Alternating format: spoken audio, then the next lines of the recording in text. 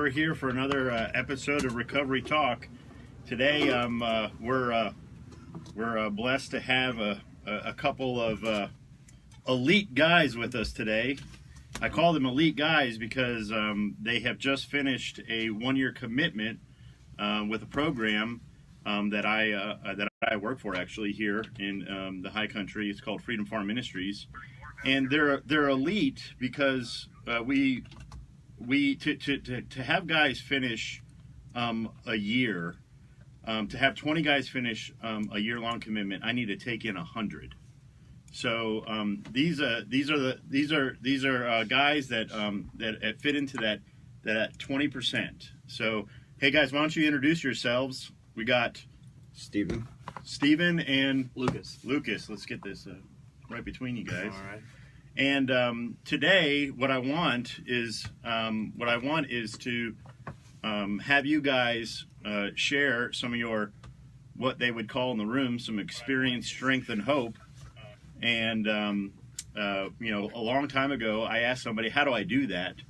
And they gave me a simple outline on how that's done. And they said, "Hey, you know what you do? You tell them what it was like, you tell them what happened, and you tell them what it was like now." And I want you guys to get used to doing this. I don't know how many times you've had an opportunity to share your stories or whatever. And for those of you that are listening right now or on Facebook watching us, we want to answer any questions. These guys have a wealth of knowledge. They made it a whole year living a different life, and you guys have a lot to share with a lot of people. So. What it was like, what happened, what it was like now, that's information we want to hear from you guys. We want to take questions. The number to call if you're listening is 828-262-1567. That's 828-262-1567. And these guys are ready to share their experience and strength and hope with you guys. So who wants to tell us first? We got Stephen pointing. Lucas, what was it like? And if you don't mind too, do you guys mind if I share a little personal information? Lucas is he was a repeat offender. I've known Lucas for some time, and that's a valuable information to have too, Lucas. Someone that made an attempt and then left early and then needed to come back, but you made it back, and look at you today. So. I did, Jim. I spent, a little under 9 months last time I was in Freedom Farm the first time. It was a great experience, and probably, the reason I came back, what I'd have to say, was for the knowledge I gained in restoration. The time that I got to spend here really changed my life for the better. Even though leaving and having to come back doesn't look like such a positive to me, it's just kind of the way it had to be, kind of what it took.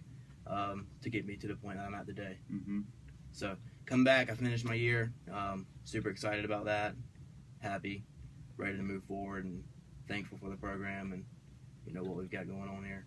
Why don't you tell our audience a little bit about what was it that you were involved in? How bad had it gotten when it comes to the lifestyle that you were living before seeking help?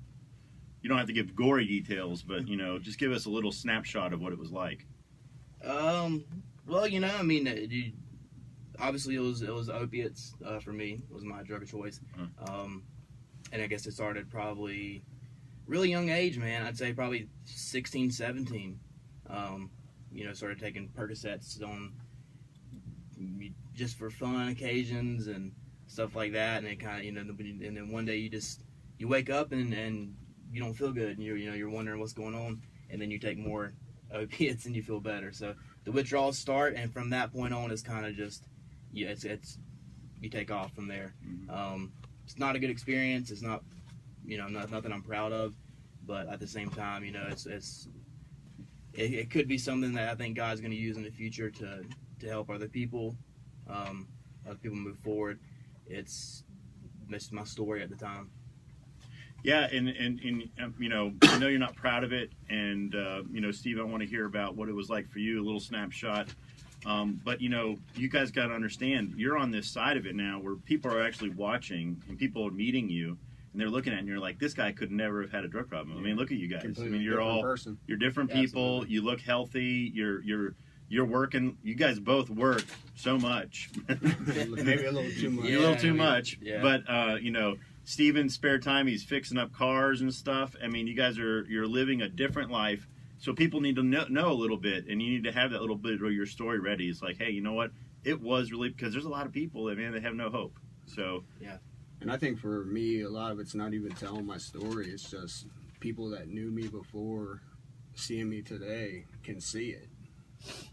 absolutely. Yeah. I can, but not a lot of people have known you or seen what I've seen with you. You know what I mean? What was it? You came from I came from Hagerstown, Maryland. Maryland, all the way to the long high way country. away. What was it like for you before coming here? Before coming here, I started using really young. I was 12, 13 years old the first time I ever did a pain pill, and I was smoking weed a lot, and it just progressed. It got worse and worse. Like Lucas said, at first it was fun, but then once the withdrawal comes along, it ain't no fun anymore. It's more so you do it because you have to do it. Something we've talked about on this show for a while. It always starts off one way, but then it becomes a necessity. Yeah. That's when you have to do it, or else there's some serious physical consequences if you don't keep doing it. So what was it that stopped you? What was it that got your attention? What was it that turned your attention to saying, hey, you know what? So I need change.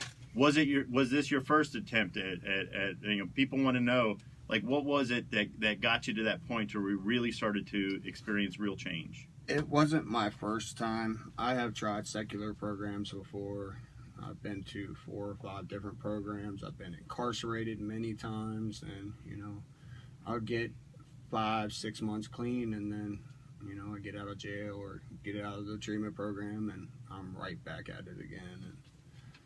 And this time for me, I was literally sleeping on the floor in an apartment where me and my brother had sold everything we owned just to get money to get drugs. And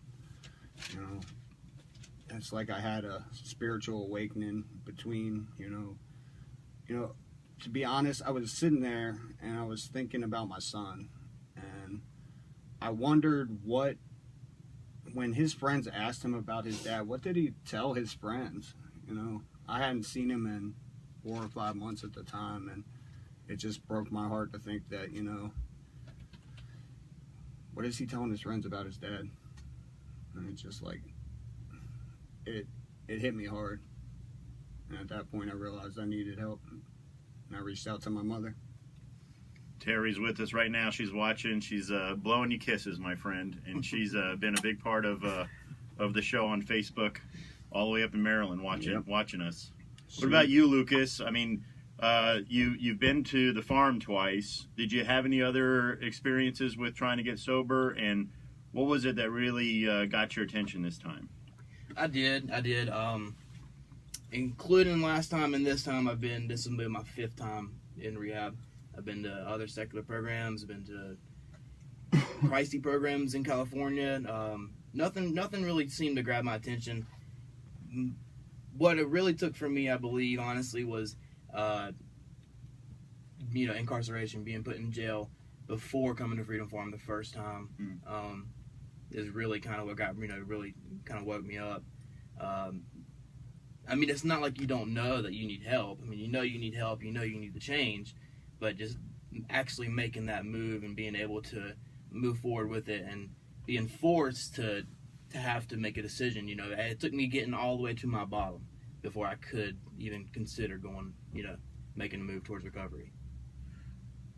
So you guys have both been to places before, and one of the things that we get asked a lot on Recovery Talk is, about time spent at programs. A lot of shorter programs, right? 30. What was your experience more in shorter term type places, or did you guys experience longer term commitments at other places? Mine was short term, anywhere from 20 days, 30 days to, a couple months, 2 or 3 months. Okay. Mine was supposed to be long term, but I never stayed.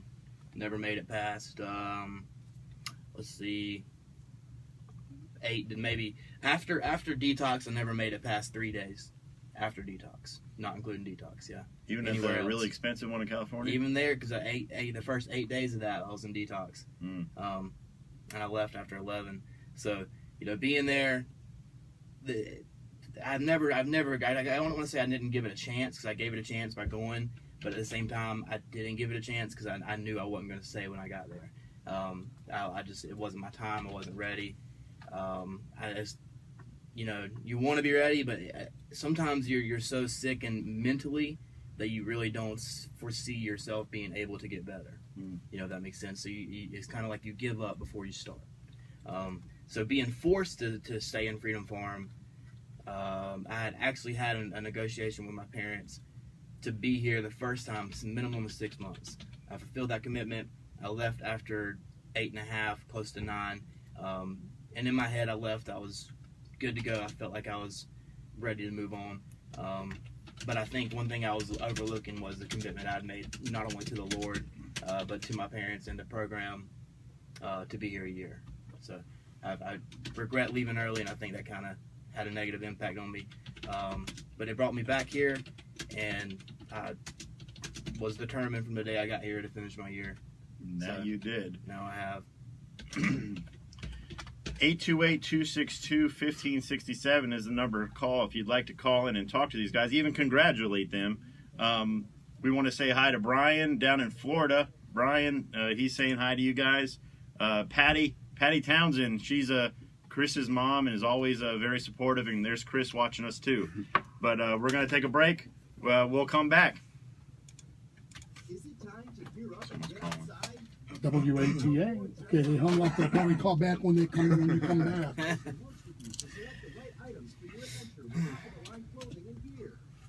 Steve, I think it's your mom. She's weeping, she said. So. Hold on. Guys, this is a short break, so we're going to be back in 39 seconds. Okay. All right. Because what I did, I moved a couple of spots up because apparently they took Mr. Hatton's 4-minute segment out. We're inside 30 seconds, gentlemen. Okay. Right. Thanks, Brian. Now, people can hear you on Facebook between the commercial breaks. So. Yeah, my mom was telling me this morning that one of the ladies a couple weeks ago announced how she had to go to the bathroom on Facebook Live. All right, 10 seconds, y'all. Yeah, the funniest thing I remember was when the Orioles got on the first time, and somebody brought them cake, and they didn't realize they could be heard off the air. Like, the cake's dry, man. Okay, we're back. That was a quick break, short break, but we got Steven and Lucas here, guys that have just finished their 1 year. And for those of you watching on Facebook, and for anybody listening, even if you're in another state, you can call in if you wanted to ask these guys questions. 828-262-1567. That's 828-262-1567. You can ask these guys questions. You can congratulate them for a monumental. We got someone calling in. Hello, you're on Recovery Talk. Hey, Chris, what's going on, buddy?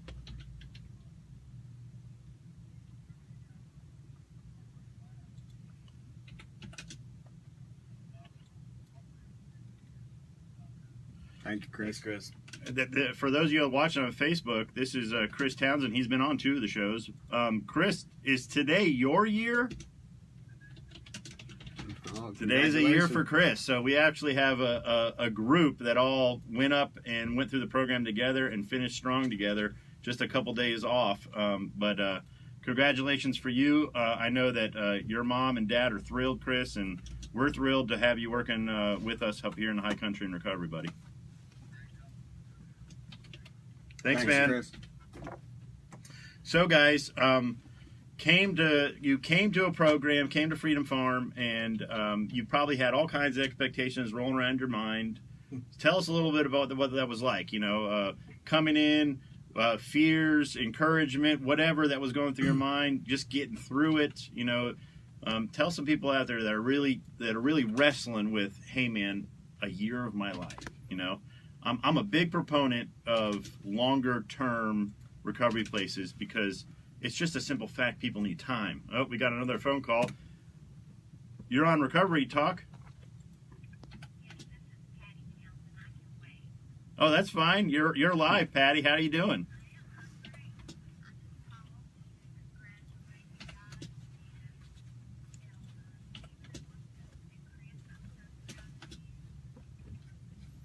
Guys, Thank you, lot Ms. of- Townsend. Thank you. the very encouragement. much.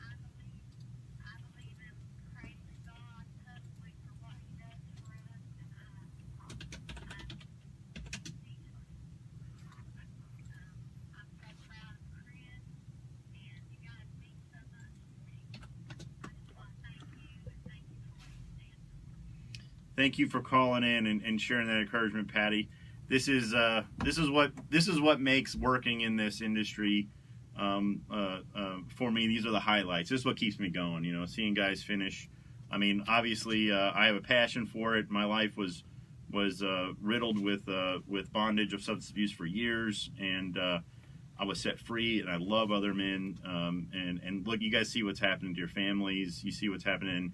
Who knows out there listening right now? And like back to that, you know, there's people listening right now that are wondering, what do I do?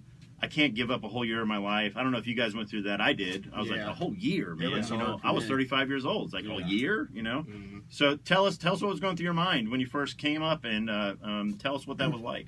For me, yeah, it was really hard to give up a year of my life. You know, I'd always done the short-term programs, and to be honest with you, I really didn't want to give the short time either. Your mom just said that. She's confirming what you're saying right and now. actually, you know, she had a big influence on me committing to the year because, you know, she told me, she said, you know, you've spent so many years of your life using drugs, you know, can you give 1 year of your life to try to change it? So it was put into perspective for me, and, you know, I actually thought about it and prayed on it, and, you know, I was scared. Of course, you know, coming from Maryland, I knew nobody down here. You know, I had no idea what I was getting myself into, but, you know, I really wanted it, and I was determined, and it was one of the greatest decisions I've ever made in my life. And it flies by. Yeah, it really does. does. I mean, it flies by. You know, a year seems so long, you know, in retrospect, when before you come into the program, and, you know, but once you get here and you make it through the safe house and you make it through restoration and you get into the DLC, it's really, after you make it into the DLC, you know, you busy yourself with classes and with time. I mean, with jobs, and the time just flies by. You know, the next thing you know, you're at 6 months, and you can look back and be like, man, I've already been here 6 months. This is great. I got 6 months left. The scariest part about a year is knowing that it's going to end, and when it ends, you're back out in the world. You know, and you're not around that safety net that you have here anymore. Mm-hmm.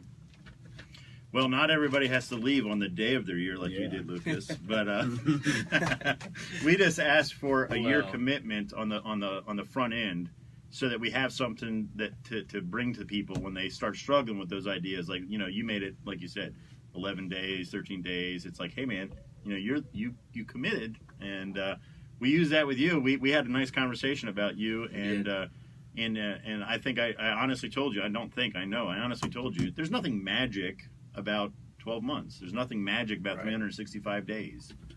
What's magic is you finishing a commitment, saying, I'm going to do something, and finishing. Yeah, Yeah. I agree. And you know what? You stayed in just to be able to say to do that, and I'm proud of you, man. I'm proud that you did that, because you didn't have to. For those of you listening, these guys have both done really well for themselves. They've gotten really good jobs, and they don't have to be here. No one's forcing them. No one's telling them that if they left there'd be any major consequences. They're doing this because they made a commitment, and that's pure and simple what they've done. You know, with the whole year-long commitment, this is one of the depressing things about my job. You know, I get that resistance a lot. You know, I get guys, you know, like you, Stephen, that have kids. You know, that have marriages that are crumbling all around them. They have all this life crumbling around them, and they say, I can't give a year, right? I can't be away from it that long. And you know what? I am all about what's working for people. There are success stories with people that have done shorter term things. I understand that, right? But a lot of times these people have done a lot of those. You know, I mean, I'm talking to people that have been in those same circumstances. They've been to 30, 90, and it's just not working. I say, hey, give it a year. And they say, well, I can't leave my kids. I can't leave my job. I can't leave my family and all that stuff. What the flip side of that coin is that you're going to lose it all if you keep doing what you're doing. Exactly. Yeah. You know? Absolutely. I want you to have all those things. I tell them, I want you to have your kids. I want you to have the job. I want you to be with your family. Brother, you need to get this fixed. You need to get some clarity on what's going on with your life, because you can want it all day long, but that's not worked for you up to this point, right? Yeah. I mean, I understand the love you have for all these things, but that wasn't strong enough to keep you, doing right, up till now. So something's got to change, right? Something really has to change. So you guys came, and something's changed, right? Yeah. There probably a lot of things have changed, but when people ask you that question, because there's a lot of people out there wanting to know, like, how do people get over this thing? It's like this. It's the reason why we have this show right now. It's called Recovery Talk. It's hope and help for the hurting people out there. There's a lot of hurting people out there, and there just doesn't seem to be a lot of good answers. But hearing encouragement from guys that have actually genuinely experienced change, have genuinely been freed from a bondage. What has happened? What light can you shine on that for our audience? Big question, I know. Big question, I know. For me, it was one of those things, I always tried to do on my own. I couldn't do it on my own. I had to turn it over to God, Yeah, the Lord. I mean, the Lord is the reason I made it. The Lord, like I mentioned earlier in the show about what I learned, in restoration the first time around. Your true identity in Christ, who you are in the Lord's eyes and not in this world's eyes. It kind of frees you up. It's literally like a burden lifted to know. You're not worried about what you've done in the past. You're not worried about anymore. You got an opportunity ahead of you to have a clean slate and to move forward. So really what changed in me was from the first time, before I got here the first time, my relationship with the Lord was practically non-existent. I had known the Lord since I was young, but I didn't really have a true grip on the gospel. And I feel like I really learned that in restoration in this program. And then upon leaving, that stuck with me, and it kind of that drew me back in to coming right back here. Awesome! It makes me proud to hear that you guys heard that. How much would you say the community you're around helped as far as the fellowship here, the accountability? How much would you say that impacted the church you went to, you're involved in here? How much would you say that had as far as an impact on you? It definitely had an impact on me, Huge. Yeah, very huge impact. I mean, these guys are, they're brothers to me, and I love every single one of them. I know you guys probably don't go and watch the shows because you work so much and whatnot, but what I'm doing is I'm going back to topics that we've been talking about here on the show, and Recovery Talk exists to promote positive recovery as much as we can by having a discussion about it.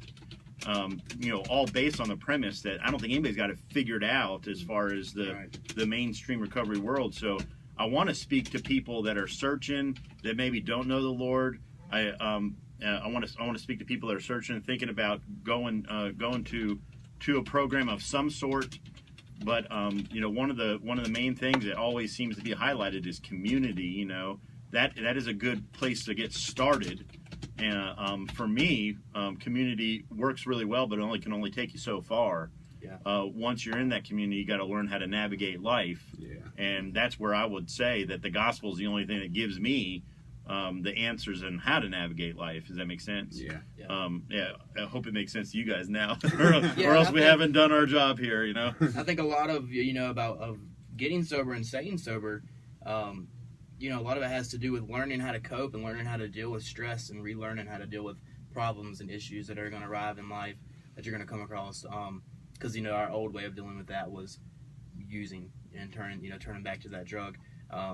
So the brotherhood and the classes and the camaraderie of Freedom Farm itself really keeps you focused on that. It really keeps you focused on being able to move forward, and and there you have guys that are there that everybody around you understands what you've been through. Everybody around you can relate to how you're feeling at that moment. So that's really helpful, and being able to stay clean while you're here and being able to move forward. And I think that it takes that year to develop those friendships that might last a lifetime.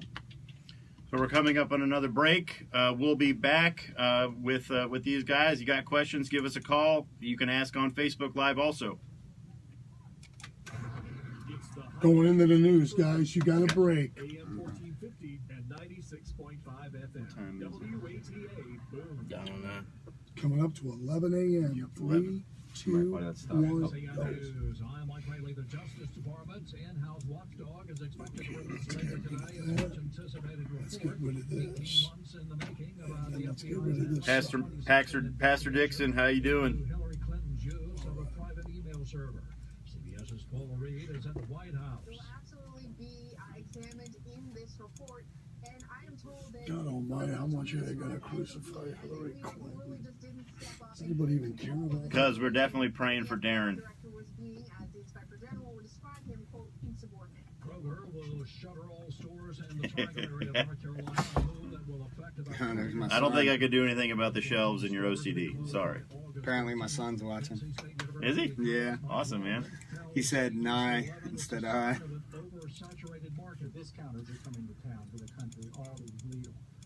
We've got obviously the millennials eating out more, and then Melissa, you are such a huge part of Travis's time here. You're a good sister. Yes, she is. We'll do EAS test. We miss Travis. Yeah, I definitely miss Travis. He invited me to come up and visit him sometime. I need to get in touch with them. The University of Chicago, the Maroons. Believe it or not, this is their moniker, the Maroons. They won a national championship, Division III in men's tennis several years back. Oh, wow. Yeah. And the ones Hey, Travis. and the two players that won, Travis that led the team in like 1 and 2 singles and number 1 doubles, they were Rhodes Scholars. Good for them. That's pretty good. That's pretty darn good. How much time's left in this news? Oh gosh, we got till 5 after. You got plenty of time. This thing, you got plenty of time. Oh man, we're spiking. We're almost 20. Followers, is that what you're asking? 20 people watching. Should be watching. 18. All right. My name is Joe Thompson. Oh, I'm 29 years old and have a career that I love as a systems analyst. Surprised my son's watching. It still sounds cool. He's down in Florida right now on vacation. Really? Yeah. How old is he? We're at in Florida. He's 12. I believe down near Orlando. It's a great town. Yeah, I'm actually going back home tomorrow. You're from Orlando? No, I'm from Maryland. We're at in Maryland. Hagerstown? Yeah, know it well. Home of the Suns. Yep. I'm going to be heading back tomorrow and go home for a week. And he gets back from vacation tomorrow, so we're gonna spend some Maryland time and together. Pennsylvania are almost like a you can carbon literally say copy thank of you each to these other, you people. know? They can Both hear you right beautiful, now. scenic. Like What when they- really is yeah, when sucks they is that say- Philadelphia is you the say big thank city that Even kind in of the commercial break, overshadows they hear me right now. Pennsylvania. They hear me on the commercial break. And They then can hear you Washington, right now, D.C. 'cause they're overshadows listening to that. Maryland. Yeah. All right, yeah. Otherwise, they're Yeah, I'm beautiful, just reading a lot of it. beautiful states, man. Not as beautiful as down here, though. Oh, no. Well, We love you too, you got more Melissa. population up there, too. Yeah. But I'll tell you what, Pittsburgh, very impressed the way it rebuilt itself from iron to technology. And there's no question about it. It's a Midwestern city in an Eastern setting. It's very Midwest-like. I've never actually been to Philadelphia. No, Pittsburgh I'm talking about, yeah. Philly is an aggressive town. Is it? Oh, yeah. And it's a big sports town. Man, those fans are so critical of their sports down there. They have no mercy at all. They're brutal, man. Yeah, they're very brutal. They It don't matter where you're from, man. They will. Oh, They're not going to treat you right. Brotherly love, I don't think exists in Philly. no, man, the Blackhawks beat the Flyers in a Stanley Cup Series one time, and the fans literally started throwing golf balls. I mean, golf balls onto the ice surface while the team was going through its traditional handshake. And the Hawks goaltender at the time, Tony Esposito, had the blocker. Yeah. He had it over his head. He was like, screw this, turned around and skated off. Wow. Welcome to Philadelphia. I remember one time the Cubs were there. Oh, no. And, gosh, I think it was Larry Bittner, who, thanks to adjectives, we won't air, but you can imagine what they call them. Yeah. Okay. But he's playing right field. Some jerk threw a cherry bomb right. No. You know where Yeah. the warning track is, and the grass meets. A little bit past that, some dumbbell throws a cherry bomb on the field. All of a sudden, you hear, boom, real loud. And Jack Brickhouse is like, that was real intelligent. Mm-hmm. I hate coming here. Right on the air, man. Hold on, wait. Is this it? He's going into a break, and it comes out right after this break. Gentlemen, you'll be back on in 30 seconds. All right. Oh. You guys comfortable? Yeah. Yeah. Not as bad as I thought you would. Thought I'd sweat. Yeah. Nah, it's not bad. All right. 5 seconds. Okay, thank you, Mike. Mm-hmm. From Severe Weather 9 and meteorologist Keith Monday for High Country Radio.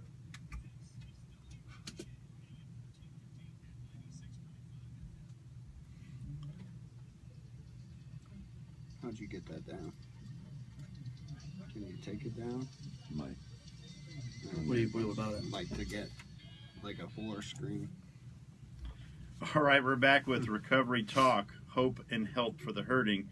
The number to call is 828-262-1567 if you'd like to congratulate these two guys for their commitment, finishing their commitment. That's 828-262-1567. Or if you got a question for them, they'd love to answer it and tell you about what's going on. Because you know what, guys, this is now part of. I want to say it like this: it's your responsibility now. Okay, it's your responsibility now. I'm going to lay that on you guys, that you need to be sharing what has happened to you with people. Okay, because you never know. You don't know who's listening right now. You don't know who you're meeting right now that has something going on. Maybe you would be shocked, maybe you wouldn't. But it's amazing how many people look like on the surface when you're seeing them during your day, when you're involved with them at work or whatnot. They seem like they have it all together, right? And you don't realize that they have major problems. And substance abuse, again, we need victory here. We need guys like you that have received victory, that have gotten healthy, because there's just it's getting worse, guys. You guys know this. You guys know friends, and it's just like, it just seems like a battle that all statistics we're losing, right? Yeah. And the only way we're going to start winning is by people talking about their recovery, what had happened, what is it they needed to do. Hey, you know what? I needed to learn to finish commitments. I needed to learn who I was. I needed to learn how to involve myself in the community and be accountable. These things need to be talked about. Hey, when people start hey, I can't give a year of my life to a place. Hey, let me tell you, you can't afford not to give a year of your life. We need people like you telling people like this, these things. Okay, so you guys started to share some of the stuff that happened to you. Future, okay, the future's bright. And you know what? Let's try to save it towards maybe the last 5 minutes before you start talking about the women that you're smitten with, because I know both of you guys are head over heels, and we're very happy that you guys have met nice women. And but what are some more solid things about your future you've been thinking about? And they don't even have to be, actually, I'm going to take that away. They don't have to be solid things. Like, what are some of your hopes for the near future? Some of your plans? The people want to hear about it. People want to hear about your lives, guys. They want to hear about how you guys came from where you're in the positive direction you're heading into, and they want to hear about your new hopes and dreams. For me, one of my new dreams is after I go home from my visit this week, I am actually planning on moving down here to Boone, somewhere in this area, and just going to continue to follow Christ. We got a call coming in. You're on Recovery Talk. Hello. You are on air. Hey, how are you? Good to hear from you. Down in South Carolina?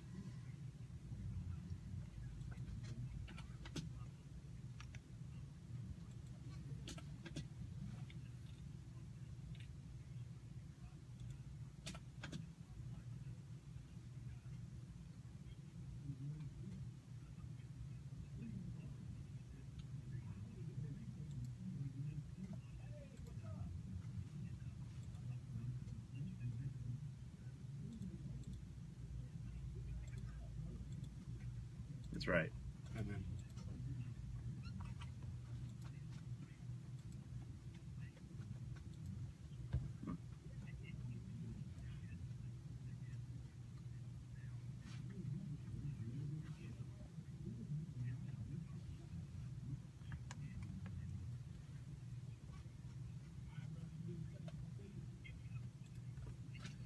Thank you, Pastor Fowler. We'll talk to you soon, okay?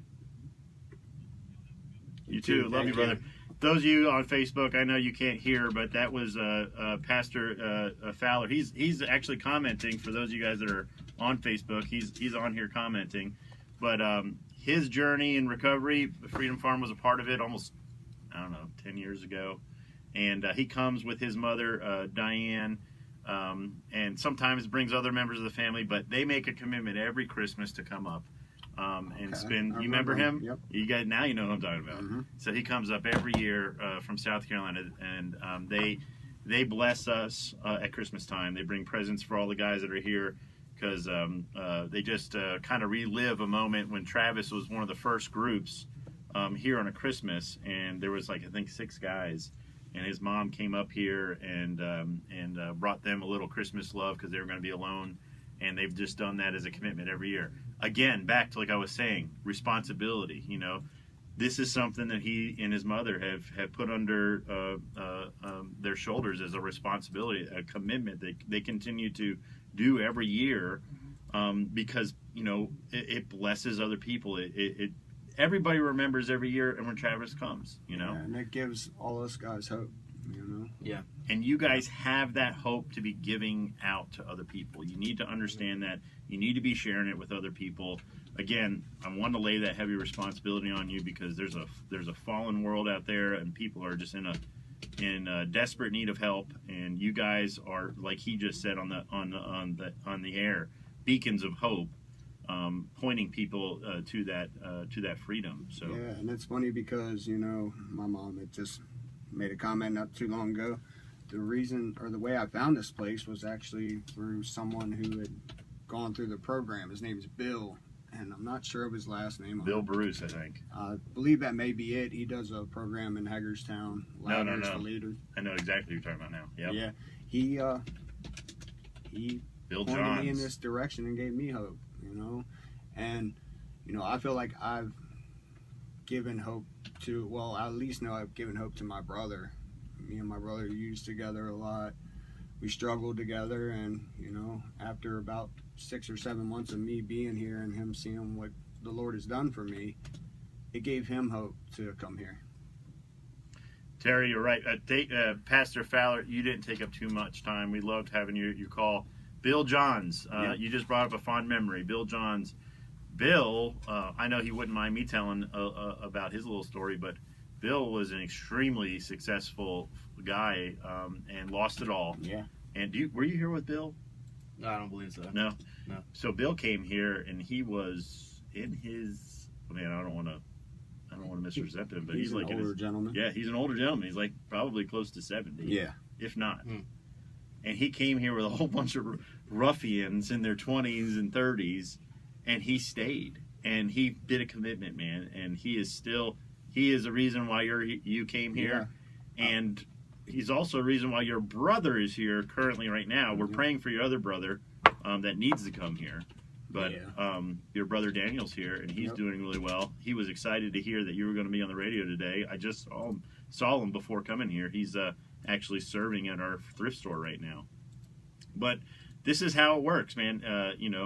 People communicating hope to other people, and it starts bringing hope and starts bringing other people to that light, and people start to find freedom themselves. And we need to, obviously, like I said, we need to be promoting our experience with other people. So the future, guys, what's it look like for you? Lucas is an organized guy. He's got all kinds of plans figured out already. I mean, he had an apartment before he left Freedom Farm. I did. So only for about a week or two. Yeah. But no, I mean, the future hopefully is looking well. Since being in Freedom Farm, I have met my girlfriend Annabeth, and I plan to move to Greenville, South Carolina, where she lives. Probably the beginning of August. So I'm going to stick it out in Boone. The employer I have in Boone, Mark Allen, is a great dude. Always helped me out since I've been here. I didn't want to leave him high and dry, so I decided to stay till the end of July, beginning of August. And then after that, I'm going to go ahead and make a move to Greenville, South Carolina. You can give your girlfriend a shout out if you want. Yeah. Hey. She's listening. So. Yeah. What about you, Stephen? Go ahead. My plan is just to stay around this area. I plan on bringing my son down and find a place and just put it in God's hands, take it day by day. And you have also recently, I don't know how recent it is, but we don't need to talk about those details. But you definitely have a young lady in your life too. We've seen some of the pictures recently on the Facebook. Yeah, she's pretty special. That's how I stalk all you guys when I'm trying to keep up with you. And I think you knew exactly when it was okay to start posting pictures. But yeah. But anyway, she's amazing. Yeah. And you're actually currently working with another guy that actually came through our program, finished a year, and he's employing some guys, and we appreciate Phil and giving guys work to do. So if he's listening, we give Phil a shout out there. Won't say his last name. Yeah, I really looked up to him coming through the program. So we're coming up on another break, but these guys are here. They want to hear from you. If you'd like to call, 828-262-1567. Living in a small community like we do, it's nice to have Good job, fellas. Now, this will be your last segment you're going to have when you, let's see, we got 2-minute break. We're inside a 2-minute break. So when you come back, Coach, you're going to have about 11 minutes. 11 minutes. We offer over 300 prescriptions for only $3.99. All right. So please stop by and visit us at any of our locations in town, whether it's at King Street, Newmarket, Greenway, or Deerfield. We are ready to help you any way that we can.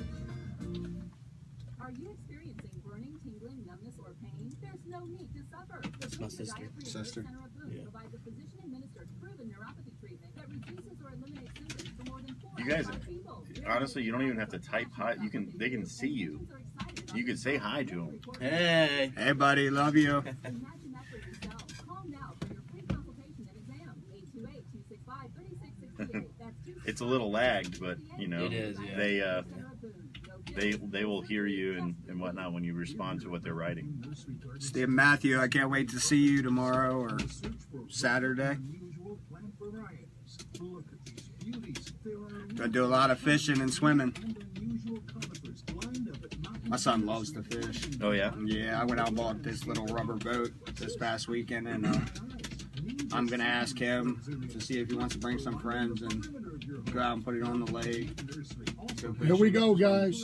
We're inside 30 seconds. All Right.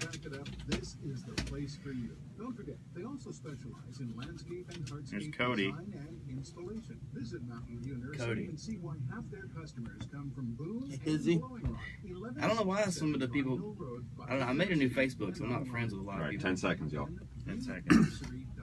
Thank you, Marty. Five-star rated Mountain View Nursery We got Garden 4, Center and 3, landscaping. The hard-to-find plants aren't hard to find anymore.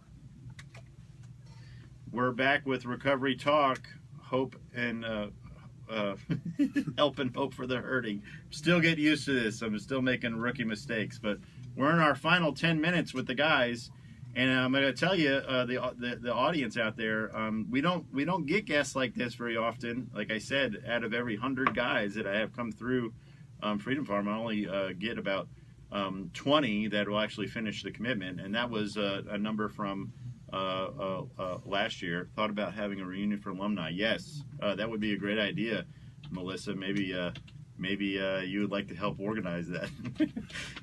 There's a lot of one of the downfalls of working in recovery like this is short-staffed and underfunded a lot of things. So there's a lot of things that we'd like to be able to do, but getting them together and doing them is another thing. But you know, you guys have had a positive experience up to this point, hopefully, and hopefully, you know, we would be something in your pocket if you run into somebody needing help. You'd recommend to other people. But you know what, I would probably like to hear as we're finishing up here, since we got a lot of family. Cody, how you doing, brother? We'd like to good seeing you there, man. I'd like to hear about how this has affected those people that stood next to you all the way to the end. I know your mom was right there; she still is, and whatnot. I know your parents are there too, and I'd like to know, you know, how bad it had gotten with the family. Even though they stood by you, did you almost feel like you almost lost them? And I'd like to know, like, some of the things that have happened. As far as repairing those relationships with your family, if you don't mind sharing any of that stuff, if it's not too private. And actually, before I left Maryland, I'll never forget this. Like 2 days before I went to the hospital to detox, I went and knocked on my parents' door. And you know, my mother always believed in me and was always there no matter what.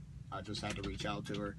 But my father was the complete opposite. When I knocked on his door 2 days before I went to detox, he told me I was not welcome at his house, and he didn't want to see me. And turn around 6 months later at Christmas time, you know, it went completely turned around. I mean, he told me he was proud of me and he loved me. He was here a couple months ago, right? Yeah. Was it Christmas time that he came? A little after Christmas. Oh, after Christmas, I got to meet him. And so that was almost a first, or at least first in a long time. Yeah, he hadn't told me he was proud of me in a long time. That's awesome, man. What about you, Lucas? Family? I mean, you got loving siblings. You got all kinds of people in your court, and it must have been a lot to deal with. The shame of disappointing family that's so close to you. But you know, how has that been restored? You know, tell us a little bit about that if you don't mind. Yeah, you know, I got 3 older sisters, so you know they're always worried about me. And first, you know, I'm just grateful and thankful to them, also to my parents for putting up for so much and dealing with so much that I put them through for so long. Grateful that they stuck on my side, because without them I probably wouldn't have made it this far.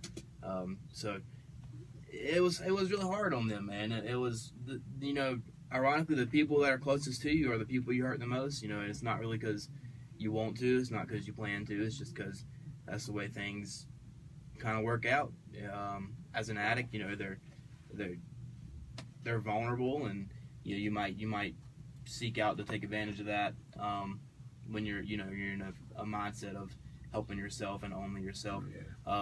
You know, so I definitely don't want to say I burnt them bridges with my family, but I definitely damaged them quite a bit. And I think you know, in my head, sticking out my year was an accomplishment that I was going to be able to kind of redeem a little bit of my past with, you know. And I know I'd spent, I think, the last 3 Father's Days I was in rehab. So knowing that this Father's Day coming up, I've accomplished my year, and I think my dad's going to be really thrilled, and it might be a really good Father's Day for him. Best so Father's Day present ever. Probably one of the best gifts he could get. So I'm just grateful and thankful for them, and that they're give me so much grace, because man, did I need it, because I just ruined them relationships. But yeah, things are restored. Things are good. I feel like I'm building trust again. I feel like you almost don't feel normal when you're using, because everybody's looking at you with these eyes of whether you did it or not, you're to blame, and you're going to get the blame regardless. So just to know that that I'm not being looked at in those with that view anymore, and it's a good feeling. I'm really one of the biggest payoffs, if you would say, about working in this industry, because I don't want anybody to feel sorry for me, but it's tough, Yeah, it really is. Tough. It's tough because there's a lot of disappointment. But personally, I want to tell you that this is just, I guess, some of the things that way my mind works. But you recently you shared something that my brother, my own brother, my brother also struggles with substance abuse, and he recently has gotten clean and sober, and is doing really well.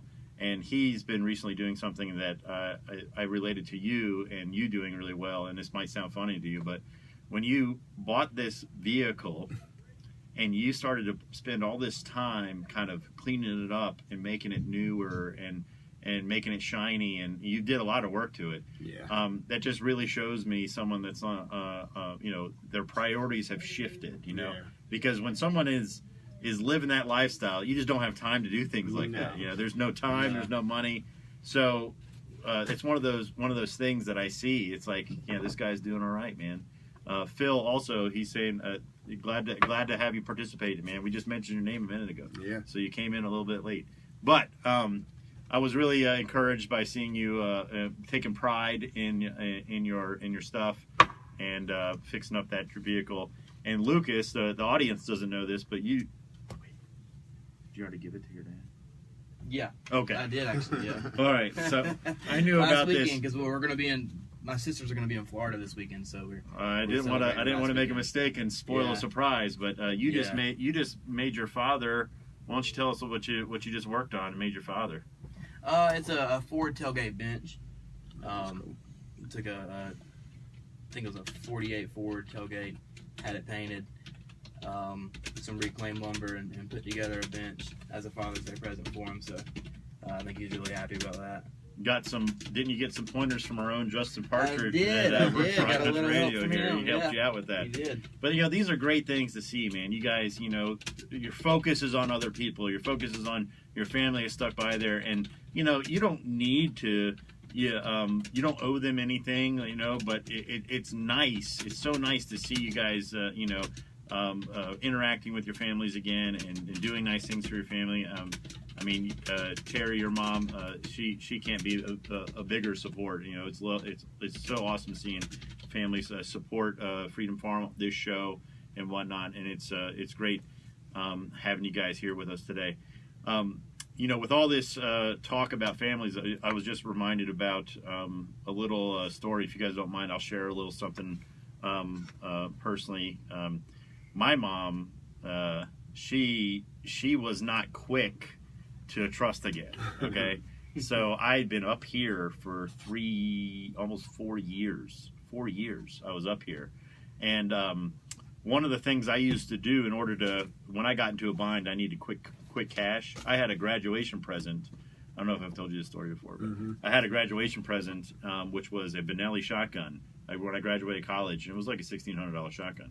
Well, that was my ace in the hole. If I ran in and needed some money, I could go get a quick few $100, and I had done it like 3 or 4 times, and then I can't get it at a pawn, and I'd call mom and I'd give her that guilt trip of, it was my graduation present. You don't want to. It's worth $1,600, and she'd get it out for me. And anyway, when I came up here, that thing was in the pawn shop, and my mom was not speaking to me. And when I called her on the way up the mountain here, and I said, "Hey, I just wanted you to know, it's there, but you know, I'm not saying you have to get it, but I know you'd hate to probably lose that thing. You could give it to your husband even. Well, she didn't tell me she got it, and she didn't lead me to believe. I even asked her a couple questions. She never lied to me, but she never wanted to tell me that she had gotten it out. And lo and behold, 4 years later, she comes up here for a 4th of July event, and they rent a cabin, and I'm unpacking everything, and you know, I'm married at this point, you know, and I go to open the trunk, and there's the shotgun, and my mom, full of tears, saying, "I didn't feel comfortable until this year to give this back to you." Sometimes it takes a long time to heal those wounds. So if you guys have family, if anybody out there is listening that's on the road to recovery, you know, this one thing that really holds a lot of people back, they want it all fixed now. Instant gratification. Yeah, and you know what? It takes time, man. It takes time, and I mean, it's such a blessing to see the healing happen in your families. Guys, thank you so much for showing up today. We're coming to an end. Thank you so much to all y'all that participated on Facebook Live, the call-ins. It was just a great show, and if you guys see these guys around and you need some advice about recovery, you could talk to these guys. They know something. And you guys keep telling your story and sharing your hope with other people, okay? Well, we'll see you next Thursday. Thank you, guys. Thank you. Yeah, it's like Lawrence Taylor said in his autobiography. He kept going to rehab, and it was this old guy there that would check him in, and he'd say, "You're back again." And one particular time, he didn't mince words. He said, "What are you effing wasting your time here for? You don't care."